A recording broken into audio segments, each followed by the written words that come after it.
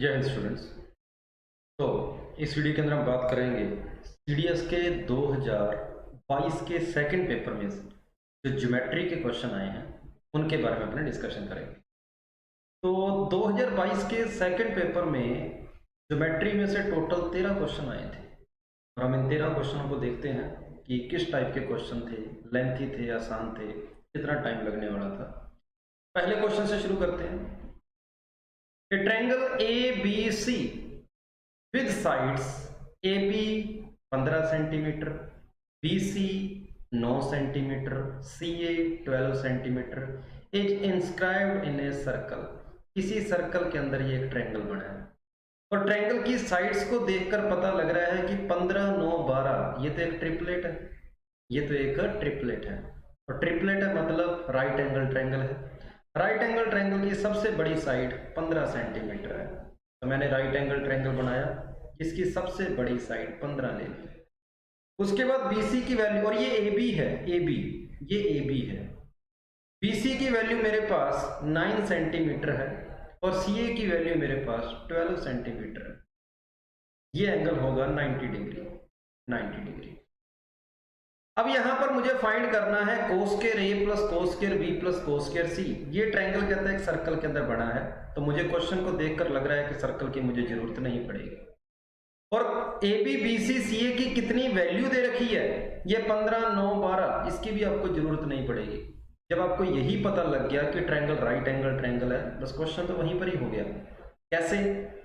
ये angle A को मैंने थीटा मान लिया, तो एंगल B अपने आप ही क्या हो जाएगा, 90 माइनस थीटा हो जाएगा, क्योंकि ये 90 हो गया। एंगल A को थीटा बोल दिया तो ये 90 माइनस थीटा, तो ये बनेगा कोस स्क्वायर थीटा।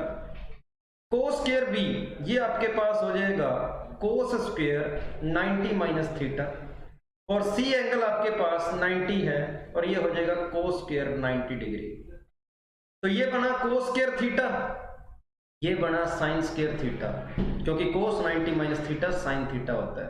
तो ये कोस स्क्वायर थीटा हो गया, ये साइन स्क्वायर थीटा हो गया, और कोस 90 की वैल्यू तो आप जानते ही हैं, ये तो 0 ही होगा। तो cos square theta plus sine square theta जो कि 1 होता है, इस क्वेश्चन का आंसर आपके पास बी ऑप्शन आ जाएगा। तो आपको 15 सेंटीमीटर, 9 सेंटीमीटर और 12 सेंटीमीटर की कहीं पर भी जरूरत नहीं है, उसके बिना आपका डायरेक्ट आंसर बी ऑप्शन आ जाएगा, 1 आ जाएगा। दूसरा सेम वही क्वेश्चन है, उसी पैराग्राफ का क्वेश्चन है। पैराग्राफ के ऊपर 3 क्वेश्चन थे। दूसरे क्वेश्चन में साइन की बात की गई है। तो ए एंगल को हमने थीटा बोला था, बी एंगल को हमने 90 माइनस थीटा बोला था, और सी एंगल आपको पता है पिछले डायग्राम में 90 डिग्री ही था, वही हमारा सेम डायग्राम। ये थीटा है ए, ये सी है 90 डिग्री, और ये आपके पास बी था 90 माइनस थीटा। एक बात है, तो ये बना sine square theta plus sign 90 minus theta, sine square 90 minus theta plus sign 90, sine square 90 degree. तो साइन स्क्वायर थीटा और ये हो गया कोस स्क्वायर थीटा, ये दोनों मिलकर 1 बना लेंगे, और साइन 90 की वैल्यू भी आप जानते हो 1 होती है, तो 1 प्लस 1, इस क्वेश्चन का आंसर हो जाएगा 2 हो जाएगा। तो क्वेश्चन नंबर सेकंड का आंसर ये ऑप्शन है। ये क्वेश्चन भी सिर्फ और सिर्फ राइट एंगल की बात से हो जाएगा। अभी भी हमें इस वैल्यू को काम में लेने की जरूरत नहीं पड़ी कि तीनों की वैल्यू कितनी कितनी है। दूसरा क्वेश्चन आसान क्वेश्चन था। तीसरा क्वेश्चन उसी क्वेश्चन की, उसी पैराग्राफ की बात की गई है। तीसरा क्वेश्चन है उसी पैराग्राफ का, कहता है जिस आप अब सर्कल की बात कर रहे थे ना, ट्रायंगल के बाहर जो सर्कल बना है, ट्रायंगल के बाहर जो सर्कल बन रहा है उसकी रेडियस बताओ क्या होगी। तो हम प्रॉपर्टी जानते हैं कि राइट एंगल ट्रायंगल के अंदर, राइट एंगल ट्रायंगल जब होता है तो जो उसका हाइपोटेनस होता है वही सर्कल के डायमीटर का काम करता है, क्योंकि बात यहाँ पर सर्कम सर्कल की हो रही है, और सर्कम सर्कल का जो सेंटर होता है वो हाइपोटेनस का मिड पॉइंट होता है, और ये अगर हाइपोटेनस का मिड पॉइंट है तो हम जानते हैं कि डायमीटर का काम कौन करेगा, हाइपोटेनस करेगा, और हाइपोटेनस सबसे लंबी साइड है, और इन तीनों में सबसे लंबी साइड 15 सेंटीमीटर है। सबसे लंबी साइड जो है 15 सेंटीमीटर है, और हाइपोटेनस इसका आधा होएगा, हाइपोटेनस इसका आधा होएगा, सॉरी हाइपोटेनस 15 हो गया, तो सर्कल की रेडियस क्या हो जाएगी, 15 की आधी हो जाएगी, और 15 की आधी हो जाएगी 7.5 हो जाएगी। इस क्वेश्चन का आंसर आपके पास 7.5 आ जाएगा। लेकिन 7.5 तो मेरे पास यहाँ पर ऑप्शन में दिखा नहीं रहा। 3/4, 1, 5/4, इसका आंसर 7.5 आएगा। एक बार ऑप्शन चेक कर लें, ऑप्शन के अंदर कहीं ना कहीं आपको 7.5 जरूर दिया होगा। एक सेकंड मैं इसको चेक कर लेता हूँ, इसके ऑप्शन क्या थे। एक सेकंड,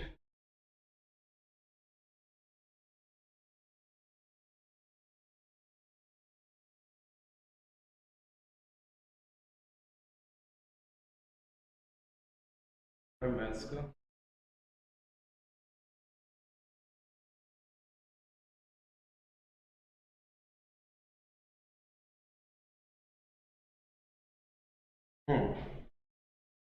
ऑप्शन दे रखे हैं। एक ऑप्शन है मेरे पास 4.5 सेंटीमीटर, एक ऑप्शन है 6 सेंटीमीटर, और एक ऑप्शन दिया है 7.5 सेंटीमीटर, और एक ऑप्शन दिया है 15 सेंटीमीटर। इस क्वेश्चन का आंसर आपके पास सी ऑप्शन हो जाएगा, 7.5 सेंटीमीटर। थर्ड ऑप्शन इसका आंसर हो जाएगा। तो तीनों क्वेश्चन बिल्कुल आसान थे, और पेपर के टाइम मुझे लगता है कि अगर किसी को ये देखते ही पता लगा हो कि ये ट्रायंगल राइट एंगल ट्रायंगल है, तो उसके लिए 3 क्वेश्चन 3 मिनट के थे, हो जाने चाहिए थे 3 मिनट के अंदर। चौथे क्वेश्चन की ओर चलते हैं। कहता है ए बी सी डी एक पैरेललोग्राम है। ए बी सी डी एक पैरेललोग्राम है। ठीक है भाई, ए बी सी डी एक parallelogram, A B C D.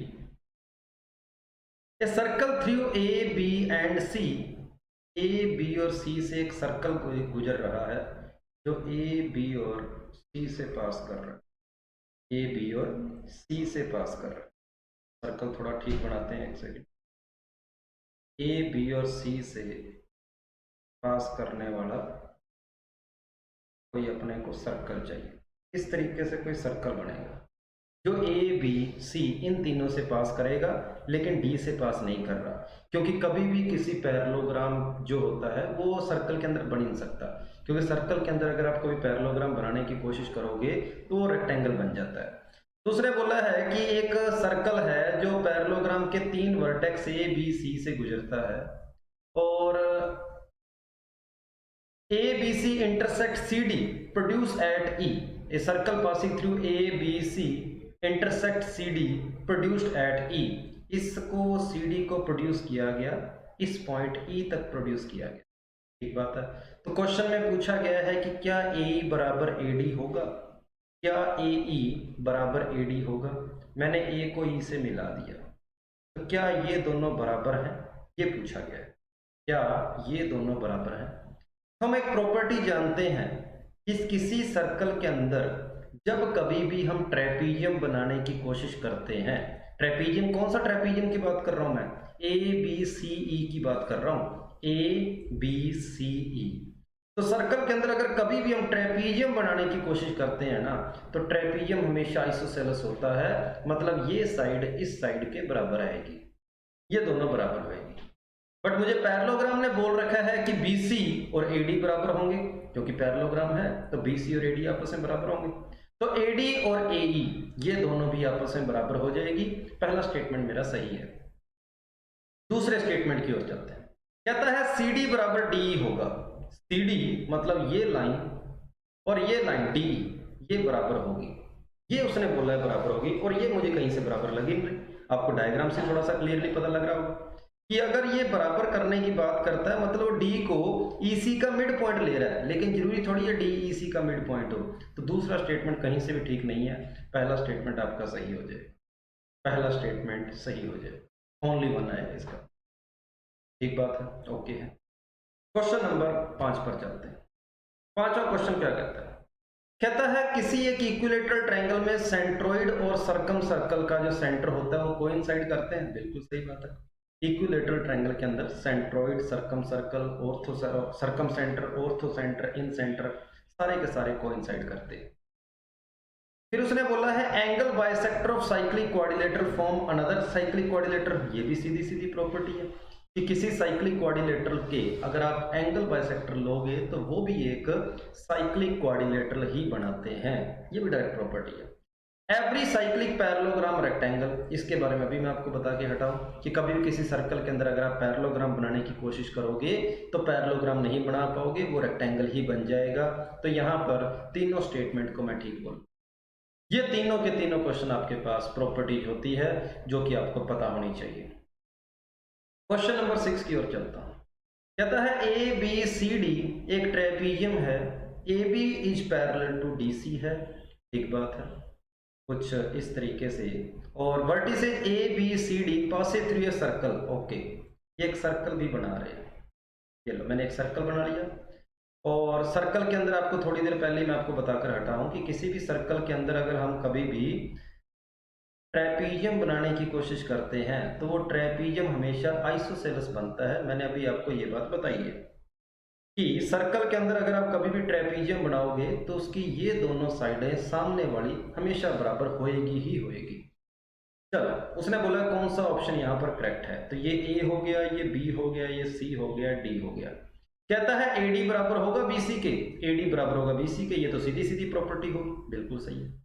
कहता है ए और सी का सम जो होगा वो 180 डिग्री होगा, ए और सी का सम, बिल्कुल किसी भी साइक्लिक क्वाड्रिलेटरल के अंदर आमने सामने वाले एंगल का सम जो होता है वो 180 होता है। कहता है ए और डी का सम 180 होगा, ए और डी का इन दोनों का सम भी कहता है 180 होगा, बिल्कुल सही बात है। ये कंडीशन सिर्फ उसी तब ही सेटिस्फाई होती है जब ट्रेपीजियम आपका आइसोसेलेस भी हो। आइसोसेलेस ट्रेपीजियम के लिए पास वाले दोनों एंगल का सम, इन दोनों का सम भी 180 होता है, इधर इन दोनों का सम भी 180 होता है, सिर्फ आइसोसेलेस ट्रेपीजियम के केस में। तो ये प्रॉपर्टी भी आपकी यहाँ पर सही है। उसने पूछा था कौन सा ऑप्शन सही है, तो डी ऑप्शन आंसर आ जाएगा। तीनों के तीनों स्टेटमेंट आपके पास सही होंगे। आसपास वाले दोनों एंगल का सम 180 डिग्री होता है आइसोसेलेस ट्रेपीजियम के अंदर। क्वेश्चन नंबर 7 की ओर बढ़ते हैं। 7 कहता है ABCD साइक्लिक क्वाड्रिलेटरल है, AB और DC को when produced meet in E, which one of following. अब साइक्लिक क्वाड्रिलेटरल है, कोई ट्रेपीजियम नहीं है, ये एक साइक्लिक क्वाड्रिलेटरल है। साइक्लिक क्वाड्रिलेटरल की कोई भी दो कोड को आपस में इस तरीके से एक्सटेंड कर दो, E पर मिलेगी, A B C D, ये ABCD एक साइक्लिक क्वाड्रिलेटरल बना लिया आपने। ये लो, ये ABCD एक साइक्लिक क्वाड्रिलेटरल हो गया। और उसने बोला है AB और DC को प्रोड्यूस करो E तक, ठीक है। कहता है ट्रायंगल EBC, E ये रहा, B ये रहा, C ये रहा, सिमिलर होगा ट्रायंगल EAD के, मतलब ये छोटे वाला ट्रायंगल EBC और ये पूरा बड़े वाला ट्रायंगल EAD आपस में सिमिलर होंगे। क्या ये बात सही है? ये हमें चेक करना है। तो देखो यहाँ पर इसको मैंने मान लिया थीटा मान लिया, तो साइक्लिक क्वाड्रिलेटरल मुझे क्या बोलता है कि आमने सामने वाले एंगल का सम 180 होता है, तो ये 180 माइनस थीटा हो जाएगा। और अगर ये 180 माइनस थीटा हो गया तो ये अपने आप ही पीछे कितना बच जाएगा, थीटा बच जाएगा, ये थीटा बच जाएगा। और ये एंगल तो दोनों में कॉमन है ही, एक्स मान लिया मैंने, ये एंगल तो है ही कॉमन। अब किसी अगर दो ट्रायंगल की बात करूं, ट्रायंगल में EBC की बात कर रहा हूं और ट्रायंगल में EAD की बात कर रहा हूं। EBC एंगल E दोनों में कॉमन है, दोनों में सेम है। और अभी मैंने क्या सेम कर दिया, EBC के अंदर एंगल EBC बराबर आ रहा है एंगल EDA के, थीटा थीटा, दोनों थीटा और थीटा है। और जब दो एंगल बराबर हो गए तो तीसरा भी अपने आप ही बराबर होएगा, मतलब ये जो तीसरा एंगल बच गया, ये वाला जो एंगल बच गया, ये अपने आप इसके बराबर हो जाएगा, मतलब दोनों ट्रायंगल आपस में सिमिलर हैं। पहला स्टेटमेंट सही है। दूसरा स्टेटमेंट उठाते हैं। कहता है एंगल CBE, C ये रहा, B ये रहा, E ये रहा, मतलब वो थीटा की बात कर रहा है, थीटा एंगल अपना। और एंगल DAE ये वाला एंगल, ये एंगल, इसको थोड़ी देर के लिए फाई मान लो।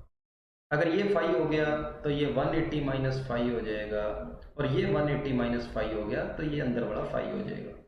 उसने बोला है, कहता है इन दोनों का थीटा और फाई का सम जो है 180 होता है। ये बात गलत होगी। थीटा, फाई और एक्स, इन तीनों का सम 180 बनेगा। इन तीनों का सम, क्योंकि तीनों एंगल मिलकर ट्रायंगल पूरा कर रहे हैं। दो का सम 180 हो ही नहीं सकता। अगर दो का सम 180 हो गया तो ट्रायंगल ही नहीं बन पाएगा। तो सेकंड ऑप्शन आपका गलत है। इसका आंसर ओनली 1 आ जाएगा। तो ये हमारे पास ज्योमेट्री का 7वां क्वेश्चन था, जिसका आंसर सिर्फ और सिर्फ फर्स्ट ऑप्शन होगा, ओनली 1। क्वेश्चन नंबर 8 की ओर चलते हैं। कहता है in triangle A B C D is line segment. ठीक बात है, किसी ट्रायंगल ए बी सी की बात की जा रही है। ए बी सी की बात की जा रही है। D is line segment which intersect A B at D. ठीक बात है, डी एक लाइन सेगमेंट है विच इंटरसेक्ट ए बी को डी पर और ए सी को ई पर काटता है। ठीक है, such that D is parallel to B C. ठीक बात है, ये दोनों आपस में इस तरीके से काटे गए। The line segment divide the triangle into equal area. ठीक है, मतलब मैं ट्रायंगल ए डी ई की बात करूंगा तो मुझे पता है वो सिमिलर होगा ट्रायंगल ए बी सी के। अगर ट्रायंगल ए डी ई कहता है दोनों को सेम एरिया में डिवाइड किया है, मतलब ये एरिया 1 हो गया तो ये भी एरिया 1 होगा। अगर मैं ट्रायंगल ए डी ई का एरिया लिखता हूं तो ट्रायंगल ए डी ई का एरिया कितना बनेगा, 1 बनेगा। और यहां पर ट्रायंगल ए बी सी का area, A B C total area कितना बनेगा, 1 + 1 2 बनेगा। इस ट्रायंगल का एरिया हो जाएगा 2 हो जाएगा। सही बात है, ट्रायंगल ए डी ई का एरिया 1 होगा, ट्रायंगल ए बी सी का एरिया 2 होगा। तो अगर छोटे वाले ट्रायंगल और बड़े वाले ट्रायंगल में एरिया का रेशो 1:2 है, अगर एरिया का रेशो, तो सिमिलर ट्रायंगल क्या बोलते हैं कि उनकी साइड्स का रेशो क्या होगा, 1:√2 होगा। हम ये बात जानते हैं, 1:√2 होगा उनकी साइड्स का रेशो। तो छोटे ट्रायंगल की साइड अगर आपके पास 1 लेते हो आप, तो बड़े ट्रायंगल की साइड आपके पास क्या हो जाएगी, √2 हो जाएगी। छोटे की साइड अगर 1 लेते हो तो बड़े की साइड क्या हो जाएगी, √2। अगर इसको 1 लेते हो सेम उसी तरीके से AD को अगर आप 1 लेते हो AD को, तो आपको बड़े की साइड AB को √2 लेना पड़ेगा। AB को √2 लेना पड़ेगा। पूरी √2 है, उसमें से 1 माइनस कर दो, √2 - 1 ये आ जाएगा, √2 - 1। मुझे किसका रेशियो पूछा गया, कहता है BD। तो BD आपके पास है √2 - 1 अपॉन AB आपके पास कंप्लीट है जो कि √2 है, तो अपॉन में आएगा √2, ऊपर आएगा √2 - 1। तो सिमिलर ट्रायंगल का ये क्वेश्चन था, इसका आंसर आपके पास बी ऑप्शन हो जाएगा। तीसरे क्वेश्चन की ओर चलता हूं। कहता है right angle triangle ABC is inscribed in a circle of radius 10 centimetre. Right angle triangle है, किसी सर्कल के अंदर बना हुआ है जिसकी रेडियस जो है वो 10 सेंटीमीटर। तो ये मैं जो सर्कल बना रहा हूं इसकी रेडियस 10 सेंटीमीटर, रेडियस होगी 10। Altitude drawn from hypotenuse drawn to the hypotenuse AC। Hypotenuse AC के ऊपर कोई एल्टीट्यूड फेंका गया जो कि कितनी लेंथ का है, 8 सेंटीमीटर। AB की वैल्यू आपको x दे रखी है, BC की वैल्यू आपको y दे रखी है, x × y पूछा है। तो हम डायरेक्ट ये रिलेशन जानते हैं कि AB मतलब परपेंडिकुलर और बेस का जो प्रोडक्ट होता है वो इक्वल टू होता है हाइपोटेनस इनटू में एल्टीट्यूड। इसका नाम कुछ भी दे दो, इसको नाम दे दो BE दे दो नाम, इनटू में BE बोल दो या BD बोल दो, कुछ भी बोल दो। AB कितनी है, x है, BC कितनी है, y है, AC की वैल्यू मेरे पास AC 10 + 10 20 है, BE मेरे पास है 8, तो x y की वैल्यू हो जाएगी 160। इस क्वेश्चन का आंसर डी ऑप्शन हो जाएगा, सीधा सीधा प्रॉपर्टी बेस्ड ये क्वेश्चन। क्वेश्चन नंबर 10 की ओर चलते हैं। A circle is inscribed in a triangle ABC। ठीक बात है, it touch the side BC CA AB at D, E, F respectively. ठीक बात है, a circle is inscribed in a triangle, किसी ट्रायंगल के अंदर एक सर्कल है, ट्रायंगल के अंदर एक सर्कल है।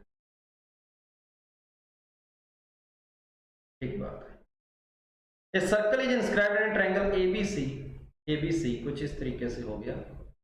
BC को टच कर रहा है D पर, BC को टच कर रहा है D पर, CA को टच कर रहा है E पर, AB को टच कर रहा है F पर।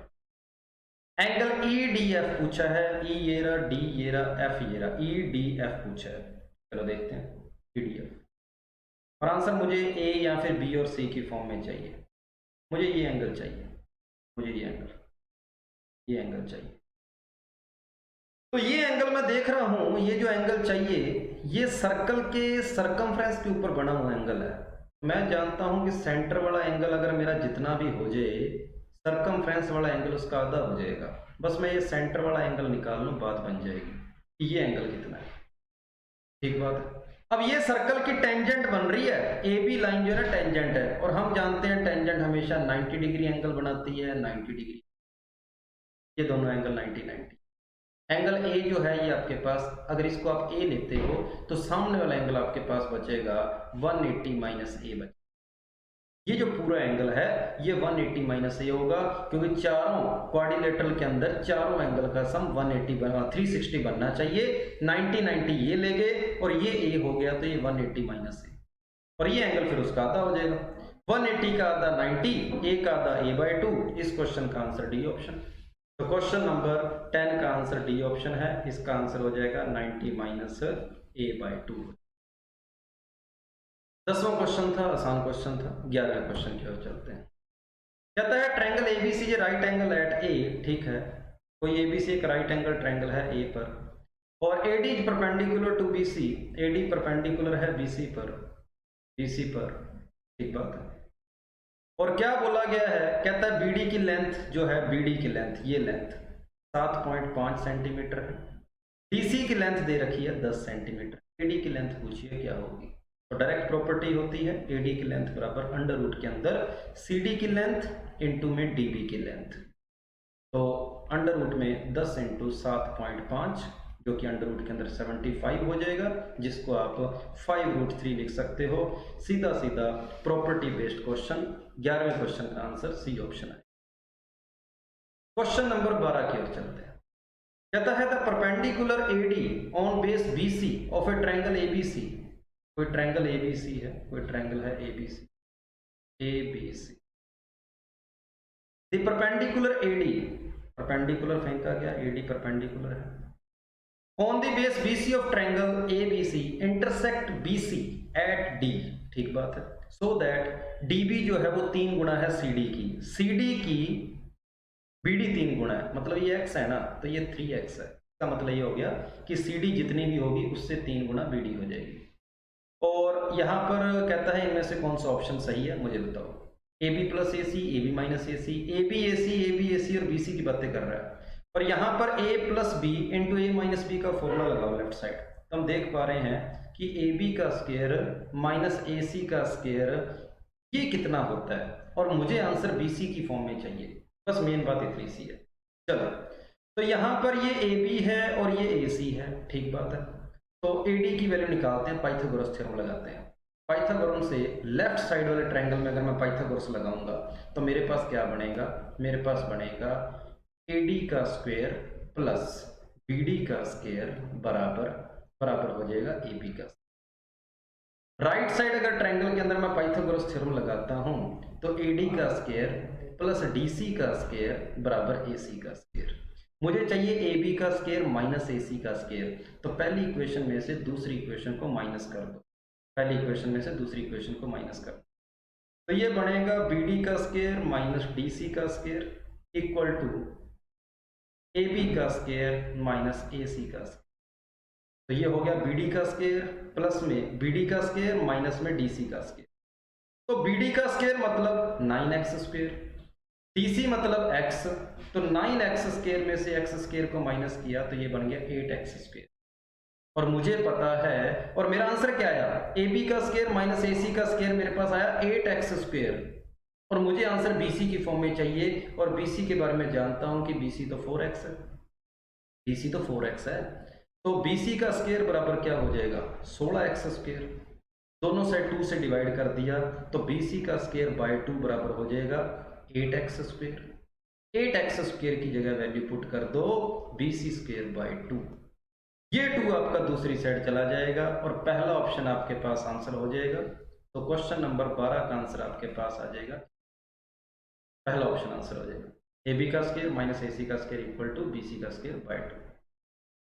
लास्ट क्वेश्चन, किसी ट्रायंगल के अंदर ABC राइट एंगल है एट C पर राइट एंगल है, AC बराबर जो है वो √3 टाइम्स ऑफ BC है। AC जो है वो √3 टाइम्स ऑफ BC है, कि BC 1 है तो ये √3 है। ये एंगल पूछा है क्या होगा, तो परपेंडिकुलर अपॉन बेस √3 कब आएगा, tan थीटा 60 डिग्री पर। इसका आंसर सी ऑप्शन। चलो ये थे अपने 13 क्वेश्चन। थैंक यू सभी को।